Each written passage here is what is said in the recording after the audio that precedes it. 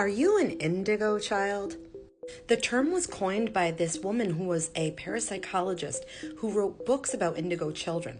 Her name was Nancy Ann Tappy.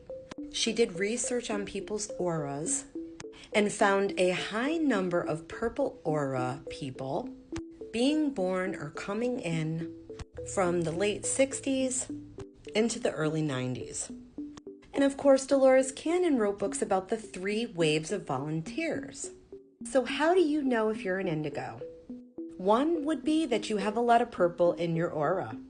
Next up is penetrating eyes. Eyes that could see through the lies and the bullcrap. Eyes that could see to the depths of someone's soul.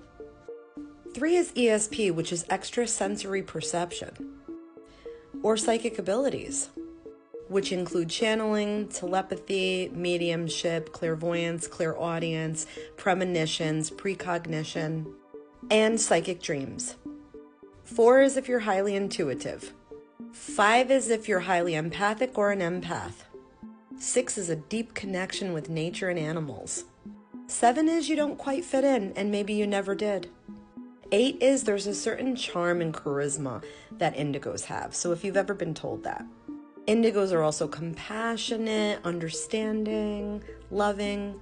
Next up is if you're a healer or you're drawn to healing professions, or you might just be very healing to be around. You might be able to heal people, animals, or plants. Next up is old soul. If you feel like you've lived many lifetimes, you're very wise, you have wisdom beyond your years. Next up is nonconformity. You might hate the rules. You might hate regulations. And you don't like conformity. Next up is that you're fiercely independent and you hate restrictions and anything that tries to take away from your independence. Next up is you have a strong sense of justice. You might be somebody that stands up for the little guy, or you root for the underdog. Next up, you feel like you have a strong sense of purpose or that you're on a mission here. Next up is that you might feel like you're not from here. Indigos are highly creative and possibly into anything artistic. You might be an indigo if you question things and you've always questioned things. Indigos are free thinkers. You might be an indigo if you're spiritual but not religious. You might be an indigo if you enjoy intellectual conversations and intellectual people and intellectual subjects.